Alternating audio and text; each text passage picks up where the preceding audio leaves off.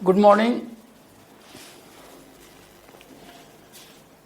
मोविशाला education.com में आपका स्वागत है। हम लोग यहाँ पर ज्योग्राफी ऑप्शनल की विषय वस्तु, उसकी प्रकृति, बदलते परिप्रेक्ष्य में प्रश्नों की प्रकृति किस प्रकार से परिवर्तित होती है, उसके परिचर्चा के लिए हम लोग यहाँ इकट्ठा हुए हैं। भूगोल वैकल्पिक विषय एक अंकदायी विषय के रूप में प्रारंभ से ही जानी जाती रही है। वर्तमान संदर्भ में इसकी प्रासंगिकता और बढ़ जाती है क्योंकि इस विषय का चयन करने वाले लोग अधिकांश जो है क्या हुआ साइंस बैकग्राउंड के हैं। इंजीनियर्स जो है क्या हुआ ज्योग्राफी ऑप्शनल पेपर ऑप्ट कर रहे हैं, जिसकी वजह से भूगोल के सामान्य विद्यार्थी के लिए एक स्वस्थ चुनौती उपस्थित हुई है। हम लोग भूगोल के बारे में बात करते हैं तो अन्य वैकल्पिक विषय की तुलना में आप उसके पुराने रिकॉर्ड के बारे में जाएंगे तो भूगोल अन्य वैकल्पिक विषय की तुलना में ज्यादा अंकदायी है। उसका कारण इस विषय की वैज्ञानिक परक जो है क्या हुआ प्रकृति है।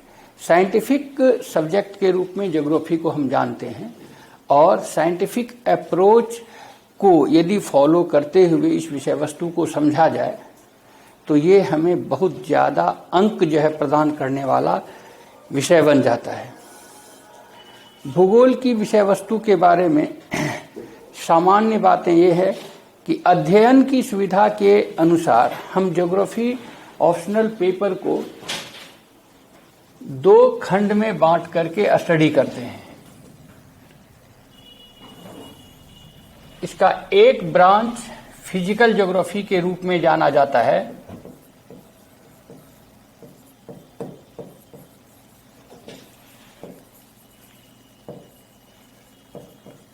और दूसरे ब्रांच को हम ह्यूमन ज्योग्राफी के नाम से जानते हैं।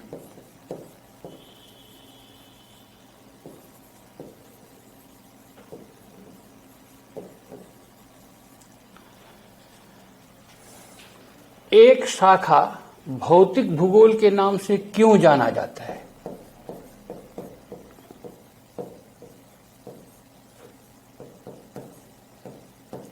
इसका सरल अर्थ ये है कि भौगोलिक विषय वस्तु को समझने में जो भौतिक नियम होते हैं या नेचुरल लॉज जो होता है उसका सहारा लिया जाता है। इसका अर्थ क्या हुआ? भौतिक भूगोल भूगोल की वह शाखा है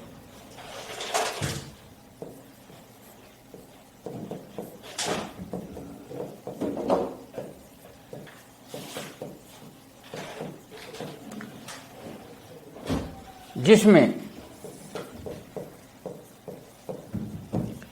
फिजिकल लॉज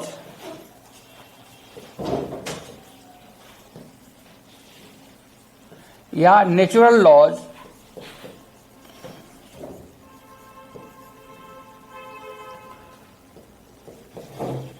का सहारा लिया जाता है।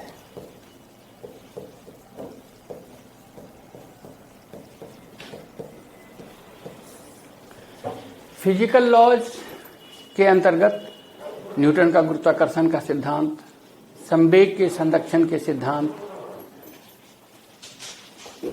गुरुत्वाकर्षण के नियम, केपलर की गति के नियम, ये सभी बातें फिजिकल लॉज या नेचुरल लॉज के अंतर्गत आता है।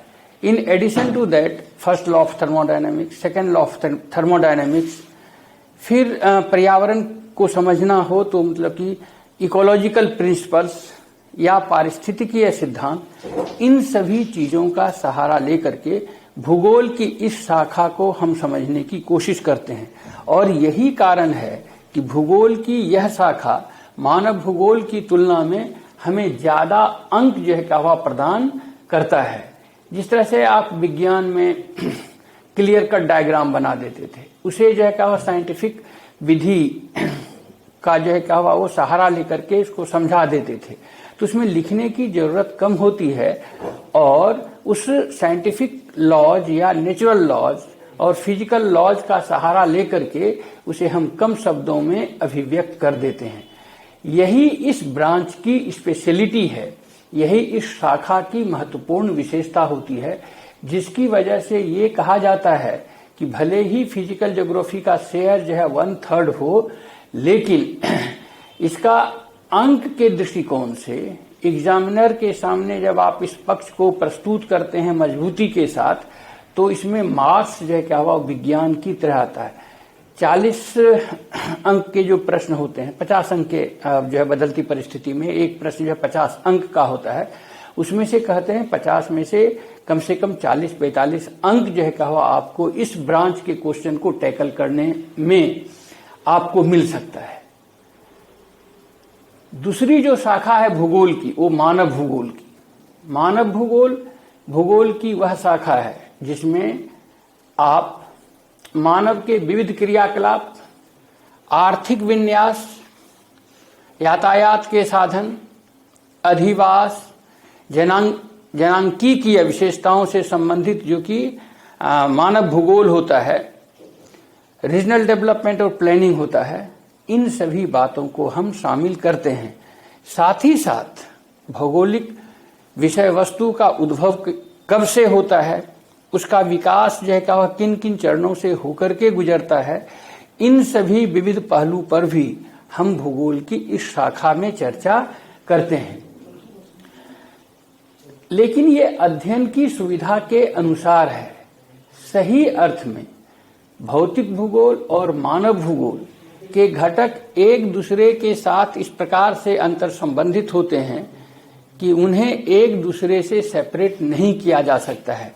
और simply it is stated that an element of the physical geography is embedded into the element of the human geography in such a manner that they could not be isolated from one another, but for the convenience of the geographical study, अध्ययन की सुविधा के अनुसार जो है क्या हुआ हम भूगोल की इस दो शाखा में द्विविभाजन या इसको कहते हैं सब ब्रांचिंग करते हैं।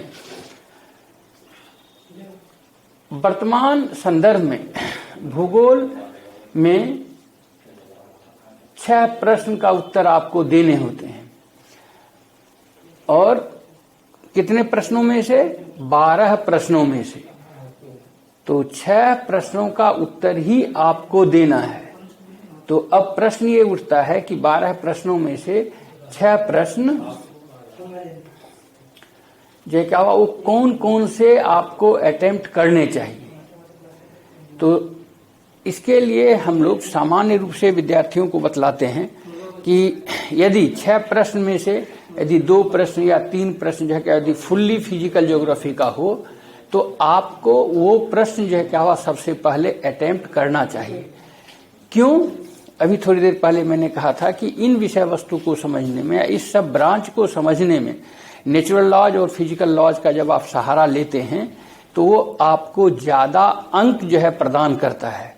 और इसीलिए कोशिश ये होनी चाहिए कि 6 प्रश्नों में से यदि 3 प्रश्न भौतिक भूगोल से संबंधित हों तो उन 3 प्रश्नों का उत्तर तो हम अनिवार्य रूप से दें ही।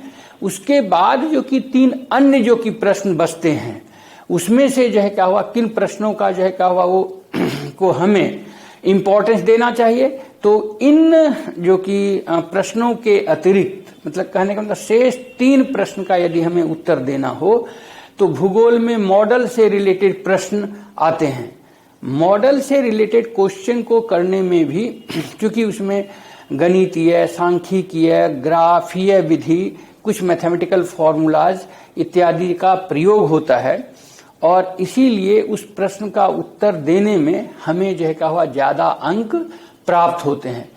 ऐसे प्रश्न जो है क्या हुआ जो कि हमारी भूगोल विषय वस्तु के अंतर्गत मॉडल के रूप में स्वीकार किया जाता है, उसमें से कुछ प्रचलित नाम है। ठीक है, जैसे कि जनसंख्या से संबंधित जो मॉडल है जनांकीय संक्रमण सिद्धांत, ठीक है, demographic transition theory.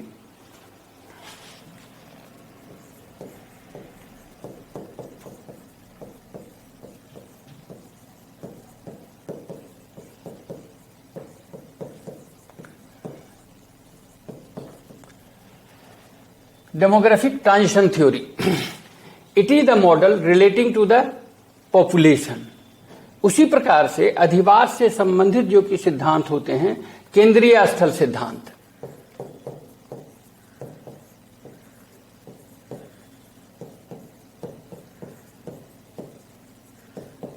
Central place theory. कृषि से संबंधित जो कि मॉडल है वो बोन थुनेन का कृषि अवस्थितीकरण सिद्धांत है।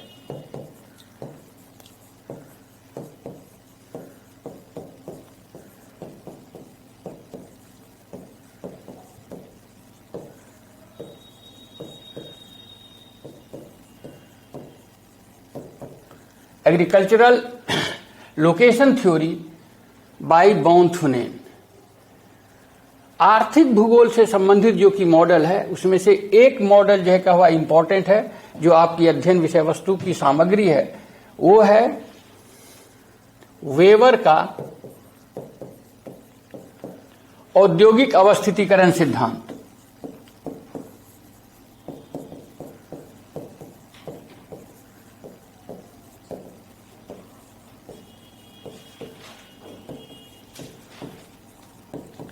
Industrial location theory of weber. उसी प्रकार से फिर पॉपुलेशन से रिलेटेड जो कि मॉडल है वो है रैंक साइज रूल, कोटि आकार नियम।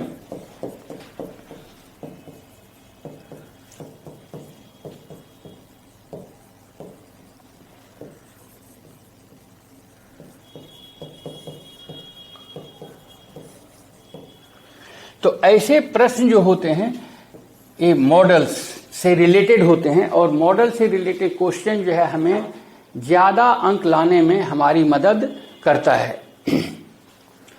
फिजिकल ज्योग्राफी में मॉडल्स के उदाहरण क्या क्या है, आप जो डेविस और पंक के अपर्दन चक्र के बारे में बात करेंगे तो डेविस ने जो है कहा अपने अपर्दन चक्र का मॉडल जो है कहा प्रस्तुत किया है। उसी प्रकार से जो है कहा डेविस के अपर्दन चक्र की आलोचना के परिणाम स्वरूप जो कि दूसरा मॉडल जो है क्या विकसित हुआ, उस मॉडल को हम पेंक के अपर्दन चक्र के नाम से जानते हैं। तो डेविस का जो है साइकिल ऑफ इरोजन, पेंक्स का साइकिल ऑफ इरोजन, ये सभी जो है क्या हुआ फिजिकल ज्योग्राफी से रिलेटेड जो है क्या हुआ वो मॉडल हैं। क्लाइमेटोलॉजी में जब हम आएंगे जलवायु विज्ञान में, तो जलवायु विज्ञान में जो है क्या हुआ वर्षण से संबंधित सिद्धांत, ये जो है क्या हुआ मॉडल का उदाहरण है। इसी प्रकार से पारिस्थितिकी या इकोलॉजी के अंतर्गत भी कई मॉडल जो है कहा डेवलप किए गए हैं। तो मैंने आपसे ये कहा संक्षेप में, यदि जो है हमें विशेष अंक प्राप्त करना हो तो निसंदेह सबसे पहले जो है क्या हुआ फिजिकल ज्योग्राफी से रिलेटेड क्वेश्चंस को प्राथमिकता देना महत्वपूर्ण बातें होती है, क्योंकि फिजिकल ज्योग्राफी को टैकल करने से आपको अधिक से अधिक अंक जो है क्या हुआ वो मिलेंगे। उसके बाद जो कि शेष प्रश्न बच जाते हैं उसमें से मॉडल्स के क्वेश्चन की प्रधानता होती है, और मॉडल के क्वेश्चंस को करने से आपको फिर अधिक अंक आएंगे अन्य जो है क्या हुआ जो पार्ट है ज्योग्राफी का उसकी तुलना में। उसके बाद जो कि प्रश्न बच जाते हैं, खासकर जो कि खंड ख के जो प्रश्न होते हैं जो कि ज्योग्राफी ऑफ इंडिया से रिलेटेड होते हैं, उसमें से रीजनल डेवलपमेंट एंड प्लानिंग, क्षेत्रीय विकास और आयोजन से संबंधित प्रश्न जो है कहा आपको ज्यादा अंक प्रदान करेंगे। ये जो कि विषय वस्तु की जो चर्चा हमने की, ये जो है क्या हुआ विश्व के भूगोल और भारत के भूगोल से संबंधित था। उसके बाद कुछ प्रश्न जो है क्या हुआ बिहार से भी आते हैं।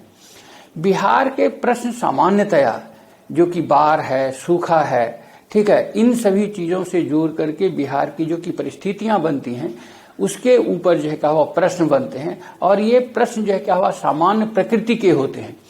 हम इसे क्यों कहते हैं कि ये सामान्य प्रकृति के होते हैं, क्योंकि इसमें whatsoever principles have been utilised to the larger extent they are correlated to the world geography and the Indian geography. कहने का सरल अर्थ ये है, यदि आपको जो है विश्व भूगोल और जो है क्या हुआ भारत के भूगोल के संकल्पनाओं का ज्ञान जो है क्या हुआ अच्छा है, तो बिहार का भूगोल जो है क्या हुआ उन्हीं संकल्पनाओं पर आगे बढ़ता है। उदाहरण के तौर पर हम भारत की जलवायु के बारे में बात करते हैं, और भारत में मानसून की प्रकृति की जब चर्चा करते हैं, उसकी जो उत्पत्ति प्रक्रिया है, उसका जो मैकेनिज्म है और उसको जब प्रभावित करने वाले कारक तत्व हैं, वो सेम फैक्टर, सेम मैकेनिज्म जो है क्या हुआ, बिहार की जलवायु को विस्तार पूर्वक समझने में भी होता है। उसी प्रकार से मान लीजिए कि आप जो है विश्व के जनांकीय विशेषताओं के बारे में बात करते हैं, उन्हीं संकल्पनाओं का उपयोग करते हुए आप भारत की जनांकीय विशेषताओं का भी उल्लेख कर लेते हैं। सिर्फ स्थानिक तौर पर जो है कहा अलग अलग देशों के जो कि तुलनात्मक जो कि आंकड़े होते हैं, वो हम भारत के भूगोल से संबंधित जो आंकड़े होंगे उस पर फोकस करके हम अपनी विषय वस्तु को आगे बढ़ाते हैं।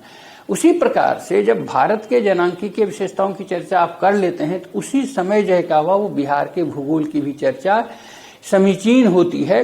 और एक ही साथ जो है क्या हुआ, ऐसे टॉपिक्स को कर लेने से आपके समय की बचत होती है, आपके ऊर्जा की बचत होती है। तो ये जो है क्या हुआ, वो प्रश्न को टैकल करने की बात के बारे में हमने कहा। और इन द क्रक्स और सार गर्भित रूप में जो है क्या हुआ, फिजिकल ज्योग्राफी पर विशेष जोर, उसके बाद भूगोल में वो पेपर ए हो, मतलब कि खंड अ हो, खंड ब हो, उसमें यदि मॉडल से रिलेटेड क्वेश्चंस है उसको जो है क्या हुआ, वो हमें सेकेंड जो है क्या हुआ प्रायोरिटी के तौर पर देखना चाहिए। और उसके बाद जो कि अन्य विषय वस्तु जो है उसमें से किस चीज पर फोकस करना चाहिए, अधिवास भूगोल से संबंधित प्रश्न को जो है क्या हुआ टैकल करना चाहिए। उसके बाद जो है क्या हुआ बिहार के प्रश्न के ऊपर हम लोग आते हैं और उसमें से जो है क्या हुआ एक दो प्रश्न, उसमें भी यदि जो है क्या मान लीजिए कि बिहार में जलवायु दशाओं की चर्चा करें, ये क्वेश्चन जो है बिहार के फिजिकल एस्पेक्ट से जो है क्या जुड़ा हुआ है। और ऐसे प्रश्न को करने से हमें जो है क्या हुआ, मतलब कि ज्यादा से ज्यादा अंक की प्राप्ति होती है। तो ये मैकेनिज्म हमेशा हमारे दिमाग में होना चाहिए। ठीक है, तो ये तो प्रश्न को जो है क्या हुआ टैकल करने की बात हुई। अब जो है क्या हुआ, भूगोल की जो कि विभिन्न शाखाएं हैं, ठीक है, उसके बारे में brief discussion. So let us come to the first जो है important branch of geography, that is the branch of physical geography we are going to talk it about. और उसमें से सबसे पहला जो कि महत्वपूर्ण जो कि इकाई होती है भू आकृति विज्ञान। भू आकृति विज्ञान, भू आकृति विज्ञान के अंतर्गत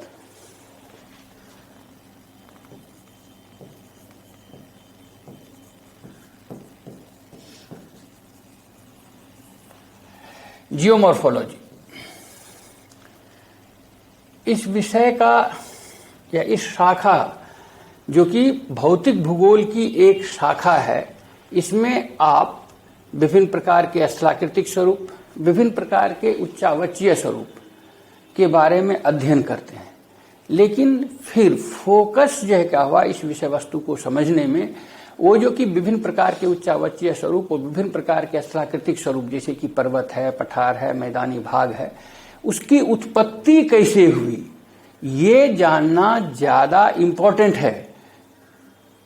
क्योंकि फिजिकल ज्योग्राफी में यदि जीनेसिस या उत्पत्ति प्रक्रिया के ऊपर यदि आप जोर नहीं देते हैं तो वो जो है क्या हुआ पूर्ण रूप से वैज्ञानिक परख सोच को नहीं दर्शाता है। और यदि आप इस चीज से वंचित रहते हैं तो आपके मार्क्स में जो है क्या हुआ कटौती हो जाएगी।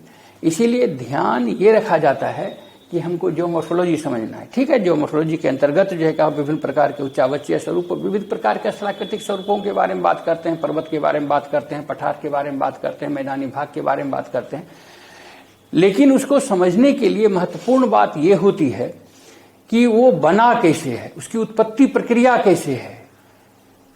उदाहरण के तौर पर मैं आपको जियोमॉर्फोलॉजी के अंतर्गत दो महत्वपूर्ण जो है क्या हुआ टॉपिक, जो कि बर्निंग टॉपिक होता है और ऐसा कहा जाता है कि दो में से एक टॉपिक से रिलेटेड क्वेश्चंस जो है हमेशा पूछे जाते हैं। उसमें से एक टॉपिक है महाद्वीपीय विस्थापन सिद्धांत।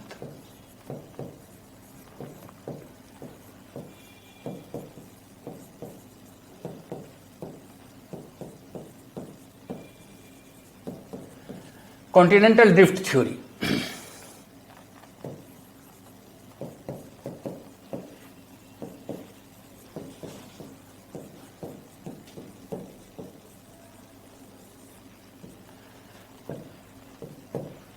दूसरा सिद्धांत जो है का प्लेट विवर्तन की सिद्धांत, बहुत ही बहुचर्चित जो है क्या वो टॉपिक है।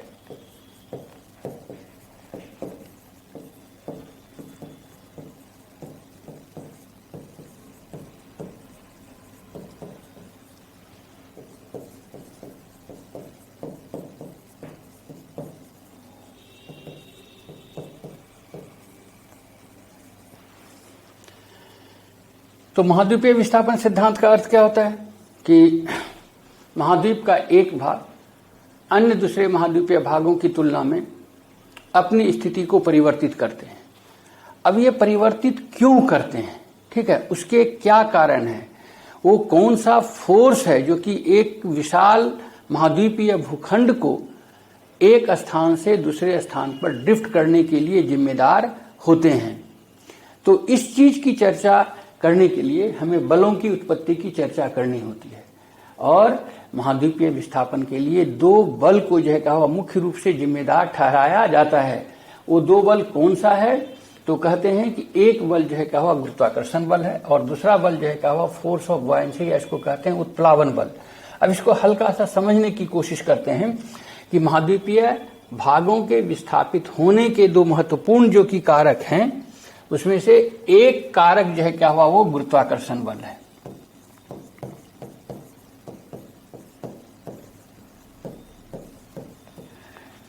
दूसरा जो बल है वो है उत्प्लावन बल।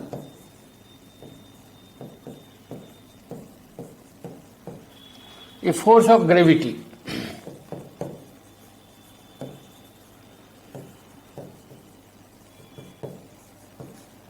ये फोर्स ऑफ बॉयंसी।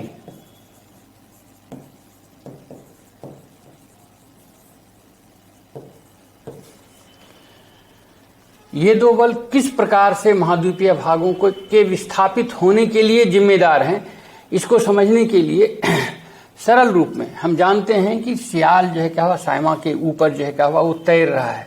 मान लीजिए कि ये सियाल का पोर्शन है,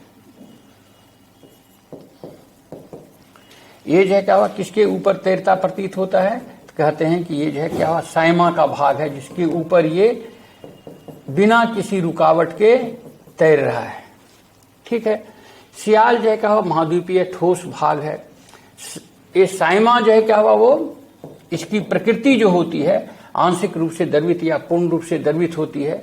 सियाल इसी साइमा के ऊपर तैरता नजर आता है। देखिए कोई भी ठोस वस्तु होती है उसका जो है एक सेंटर ऑफ मास होता है या सेंटर ऑफ ग्रेविटी होता है। सेंटर ऑफ मास और सेंटर ऑफ ग्रेविटी वो पॉइंट होता है जिसके ऊपर उस ठोस वस्तु का जो है भार केंद्रित होता है। मान लीजिए कि इसका जो है सेंटर ऑफ मास ये है, ठीक है, ये क्या है इसका सेंटर ऑफ मास है।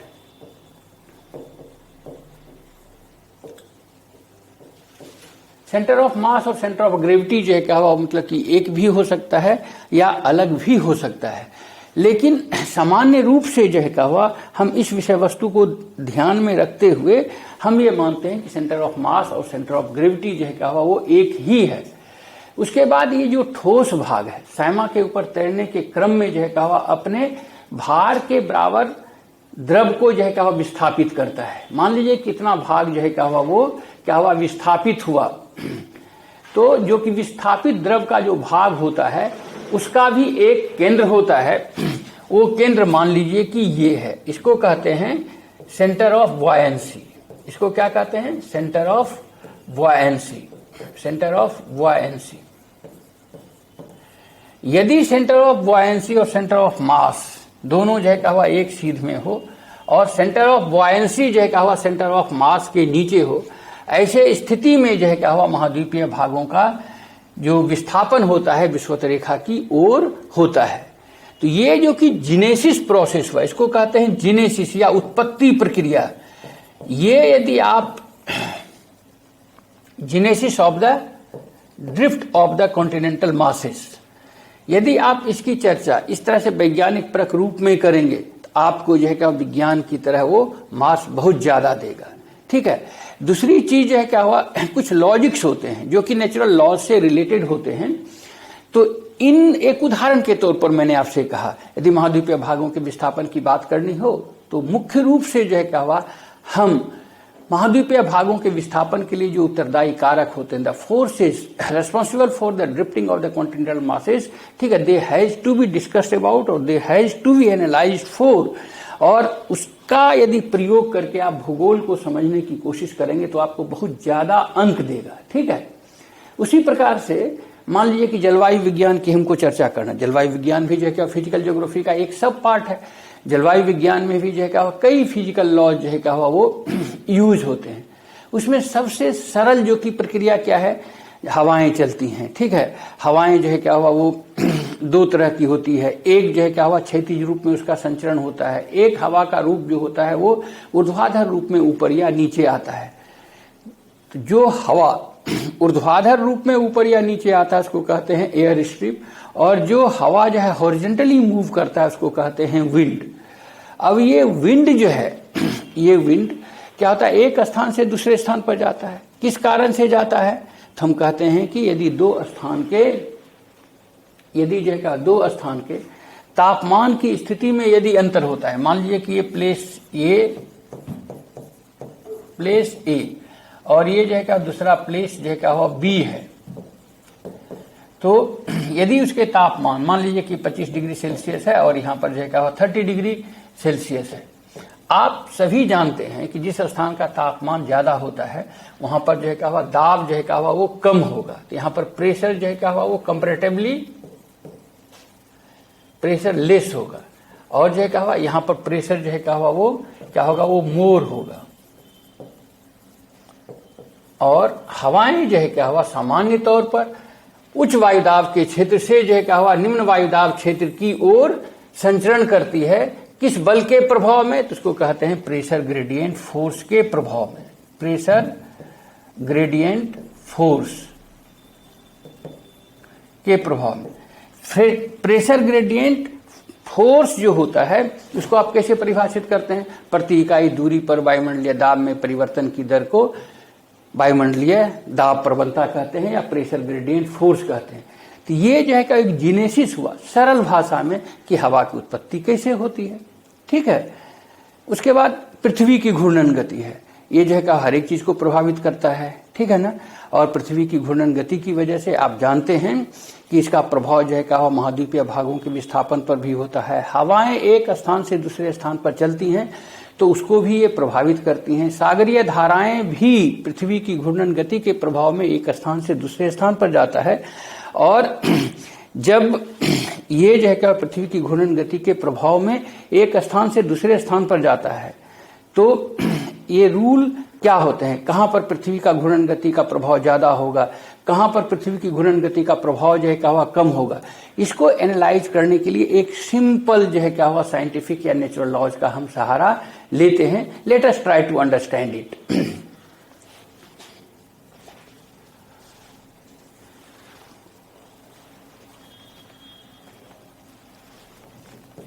मोटे तौर पर पृथ्वी को जो है क्या हम गोलाकार मानते हैं, हालांकि वास्तव में पृथ्वी जो है क्या हुआ ज्वाइड या ओबलेट स्फेरॉइड शेप का होता है, जहां पर कि पृथ्वी जो है क्या हुआ अपने दोनों सिरे पर जो है क्या चपटा होती है। आप जानते हैं कि पृथ्वी जो है अपने दोनों ध्रुवों पर जो है चपटा क्यों होता है और विषुवतरेखीय क्षेत्र में जो है कहा एक उभार लिए हुए क्यों होता है। It is due to the centripetal force F equals mv²/r। अब इसे क्या है ना, ये जो है क्या हुआ ध्रुवों के ऊपर जो है कहा सबसे अधिक होता है और इस बल का प्रभाव विषुवतरेखीय क्षेत्र में जो है क्या हुआ सबसे कम होता है। यही वजह है कि पृथ्वी का दोनों सिरा जो है क्या हुआ चपटा है और जो है क्या हुआ बीच का जो विषुवतरेखीय क्षेत्र होता है या केंद्रीय जो भाग होता है वो उभार लिए हुए होता है। अब ऐसे कि इस बल की हमने चर्चा की और इस बल के प्रभाव की वजह से पृथ्वी का दोनों सिरा जो है क्या हुआ वो चपटा है और the two poles are flattened. It is all due to the centripetal force mv²/r। और ये जो कि बल है दोनों ध्रुवों पर अधिकतम होता है, इसीलिए जो है क्या हुआ ये पृथ्वी का उत्तरी ध्रुव और दक्षिणी ध्रुव जो है क्या हुआ वो चपटा है।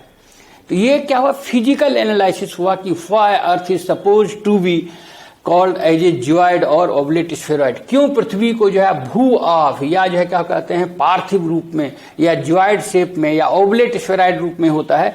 तो ये जो है इसका कारण जैसे कि हमने साइंटिफिक जो है क्या रीजनिंग दिया, एक बल है उसी के प्रभाव की वजह से पृथ्वी का दोनों सिरा चपटा है। ये जो है इसको कहते हैं physical analysis. Now we come to the there are so many cells on the face of the earth. पृथ्वी के ऊपर जो है कई जो है क्या हुआ वो सेल्स होती हैं। ये जो कि सेल्स होती हैं तो इसमें से आप जानते हैं इसका जो है क्या हुआ रेडियस क्या होगा सबसे ज्यादा होगा, मान लो कि ये r है। ये जो है क्या दूसरा सेल का जो कि रेडियस जो है क्या R1 है, ये जो है क्या R2 है। आप इस डायग्राम में देखते हैं कि R जो है क्या होता है, ये बड़ा है किससे, R1 से, ये बड़ा है R2 से, ठीक है।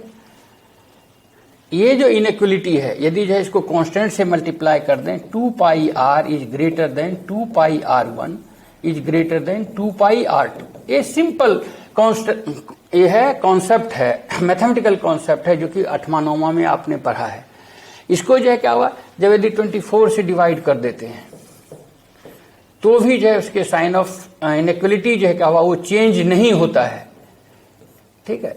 और ये जो डिवाइड हमने क्यों किया, deliberately, because it gives the velocity, ये v is greater than v1 is greater than v2। इससे हमने क्या निष्कर्ष निकाला कि पृथ्वी का जो कि केंद्रीय जो भाग होता है, ये जो एक कोशे के रूप में काम करता है, तो इसकी घूर्णन गति जो है क्या सबसे अधिक होती है। आपने पढ़ा होगा कि पृथ्वी की घूर्णन गति जो है विषुवतरेखीय क्षेत्र में सबसे ज्यादा होता है। विषुवत रेखा से ध्रुवों की ओर जाने पर इसकी घूर्णन गति जो है क्या हुआ कम होती जाती है, और इस घूर्णन गति का प्रभाव जो है क्या हुआ उसी के अनुसार हवा के ऊपर, उसी के अनुसार जो है सागरीय धाराओं के ऊपर भी होता है। तो हवा जो है क्या हुआ वो इस घूर्णन गति के प्रभाव में, या सागरीय धाराएं जो है क्या हुआ इस घूर्णन गति के प्रभाव में यदि सबसे ज्यादा प्रभावित होगा तो ये जो है क्या हुआ वो ग्लोब के इस भाग में होगा। जैसे जैसे विषुवत रेखा से ध्रुवों की ओर आप जाते हैं, क्या होता है, ये घूर्णन गति का प्रभाव जो है क्या कम होता है, और दोनों ध्रुवों पर तो इसकी जो घूर्णन गति होती है वो शून्य होती है।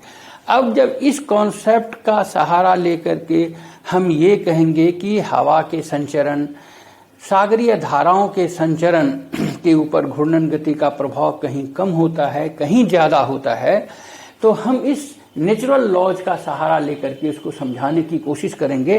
तो इसमें से जो है क्या 50 में से 50 नंबर भी आते हैं। ऐसे कई दृष्टांत हैं जिसमें कि भूगोल में 50 में से 50 अंक जो है क्या आते हैं।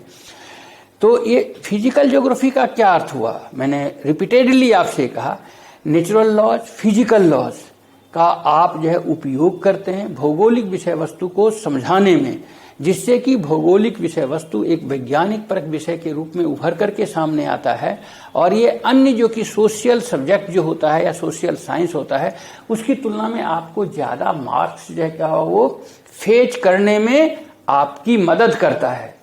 तो इसीलिए इसको कहते हैं फिजिकल ज्योग्राफी। और मैंने कहा फिजिकल ज्योग्राफी के किसी भी ब्रांच में क्या होता है, जो कि फिजिकल लॉज होता है उसके इंट्रोडक्शन के द्वारा इस विषय वस्तु को हम ज्यादा वैज्ञानिक परक बना सकते हैं। और जितना ज्यादा वैज्ञानिक परक और रोचक जो है क्या हुआ विषय वस्तु आप एग्जामिनर के सामने प्रेजेंट करेंगे, नेचुरली जो है क्या हुआ it will help you fetching more good marks. So we have to take care of this, ठीक है, while discussing the physical geography, ठीक है। फिर जो है क्या हुआ मैंने कहा कि दूसरा जो हमारा एस्पेक्ट होगा, तीसरा जो है ओशिनोग्राफी है। ओशिनोग्राफी में आप किन किन बातों के बारे में बात करेंगे, सागर के बारे में, महासागर के बारे में, उनकी धाराओं के बारे में। तो सिलेक्टेड टॉपिक्स है ओशिनोग्राफी में, सिर्फ 4 टॉपिक या 5 टॉपिक है जिसको कि परीक्षा के दृष्टिकोण से पढ़ा जाता है। उसमें से महासागरीय धाराएं हैं, महासागरीय नीतल उच्चावच है, लवणता है, ठीक है, उसके बाद कोरल रीफ्स हैं, ज्वार भाटा है, उसकी उत्पत्ति प्रक्रिया को हम समझने की कोशिश करते हैं। तो अब उत्पत्ति प्रक्रिया को समझना, मैं बार बार फोकस कर रहा हूं कि ये जो है क्या ज्यादा इंपॉर्टेंट है। अनलेस और अनटिल जो है क्या हुआ you apply more and more natural laws और physical laws, it can not become a scientific subject, और तब वैसी स्थिति में आपको अच्छे मार्क्स नहीं आएंगे। तो फिजिकल ज्योग्राफी के विश्लेषण में, फिजिकल ज्योग्राफी को समझने में जो भौतिक नियम या जो प्राकृतिक नियम है, नेचुरल लॉज है, ठीक है, उसका उपयोग हमें करना है, तब वो भौतिक भूगोल है। अन्यथा ये आपको अच्छे मार्क्स नहीं दिलवाएंगे। और भूगोल आपने रखा है वैज्ञानिक परक विषय है, तो वैज्ञानिक संकल्पनाओं का जो है क्या वो निरूपण करते हुए हम उस विषय वस्तु को ज्यादा रोचक बना करके उसे समझने की दिशा में प्रयास करेंगे, ठीक है। अब जैसे कि मान लीजिए कि लवणता है, तो लवणता ये क्या हुआ, महासागरीय जलधारा की एक विशेष, महासागरीय भागों की एक विशेषता होती है। लवणता किसको कहते हैं आप सभी जानते हैं। 1 किलोग्राम जो है क्या हुआ ठोस घुले हुए 1 किलोग्राम जो है क्या हुआ वो सागरीय जल में जो ठोस अवशिष्ट पदार्थ की जो की मात्रा होती है उसे आप लवणता कहते हैं। इसको प्रदर्शित करने का क्या तरीका है? तो सामान्य तौर पर लवणता को जो है प्रति हजार में व्यक्त किया जाता है और हम ये कहते हैं कि 1 किलोग्राम यदि सागरीय जल, किसका सागरीय जल, जितने भी महासागर है सभी के जल को मिला दें, उसमें से 1 किलोग्राम जो है सागरीय जल को हम ले लें, तो उसमें से जो है उसको जब हम गर्म करते हैं उसका वाष्पीकरण होता है, तो उसके बाद जो कि ठोस अवशिष्ट पदार्थ की मात्रा बच जाती है, उसी को कहते हैं लवणता। अब मान लीजिए कि लवणता को प्रभावित करने वाले कारक की चर्चा हम करते हैं। अब जो चर्चा जब करेंगे तो इसका मतलब उसमें से जो है भौतिक गुण कौन से अंतर्निहित हैं जिसकी चर्चा हमें अनिवार्य रूप से करनी चाहिए। जैसे कि लवणता को प्रभावित करने वाले कारक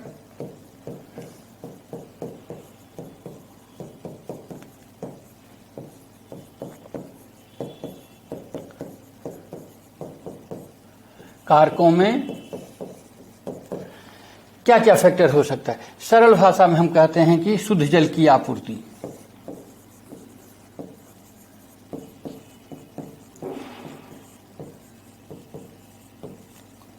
supply of the fresh water.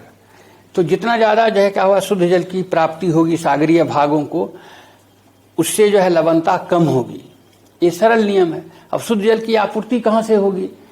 तो बर्फ के पिघलने से, अत्यधिक यदि वर्षा होती है उससे भी जो है क्या हुआ फ्रेश वाटर की प्राप्ति जो है क्या उस सागरीय भागों को होता है। उसके बाद जो है क्या हुआ वो यदि जो आर्कटिक, अंटार्कटिक और जो है ऊंचे अक्षांशीय भागों में जो कि हिम का जो आवरण होता है उसके पिघलने से भी जो है क्या हुआ हमें शुद्ध जल प्राप्त होता है। यदि ये तीनों कारकों में से एक या सभी कारक जो है क्या हुआ वो यदि उपलब्ध होंगे तो उस महासागरीय भागों की लवणता जो है क्या होगी वो बहुत ही कम हो जाएगी। ठीक है। अब इसी को एनालिसिस करते हैं। इक्वेटोरियल रीजन के बारे में, विषुवतरेखीय क्षेत्र का हम उदाहरण लेते हैं। विषुवतरेखीय क्षेत्र में जो है क्या हुआ तापमान भी अधिक होता है, वर्षा भी अधिक होती है। तो तापमान के अधिक होने की वजह से क्या होना चाहिए था कि वाष्पीकरण की दर ज्यादा होगी। वाष्पीकरण की दर ज्यादा होगी तो लवणता जो है क्या हुआ वो ज्यादा होगी। ये बात जो है क्या हुआ लवणता को बढ़ाने वाला होगा। ये लवणता को किस रूप में जो है क्या अफेक्ट करेगा? लवणता इससे बढ़ेगी।